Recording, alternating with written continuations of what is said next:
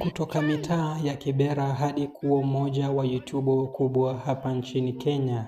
Hii si hadithi ya filamu bali ni hadithi ya maisha halisi ya Oga Obinna. Msimulizi na mwandalizi wa makala haya ni Mzammil bin Rashid. Oga Obinna jina lake halisi ni Steve Thompson Magana. Ni mmoja wa watu waliobadilisha kabisa burudani hapa nchini Kenya. Lakini nyuma ya vichekesho na umaarufu kuna safari ya mapambano. Obinna alikuwa katika mitaa ya Kibera jijini Nairobi.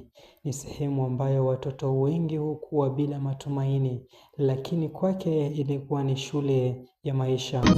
Katoto karembo, kameni kwamba kwenye memory. Katoto kafai, kameni kwamba kwenye memory. Oh memory. Oh memory. Ah memory. Kujua ya kwamba kipaji hicho ndicho kitakuwa tiketi yake kutoka kwenye lindi la umaskini. Baada ya shule, Obinna aliingia kwenye radio. Alianzia chini, lakini kwa bidii alifanikiwa kupata nafasi katika radio kubwa kama Kiss FM na baadaye Energy Radio. Hapa ndipo sauti yake ilianza kusikika kote nchini. Lakini kama ilivyo ada, maisha ya wanadamu, migogoro na changamoto havikosekani katu. Alikumbana na migogoro kazini, lawama kutoka kwa umma na hata pia matatizo ya kimahusiano. Kulikuwa na wakati wengi walidhani maisha yake yamefika mwisho. Badala ya kukata tamaa, Obinna aliamua kufungua ukurasa mpya ambapo alichukua hatua ya hatari zaidi.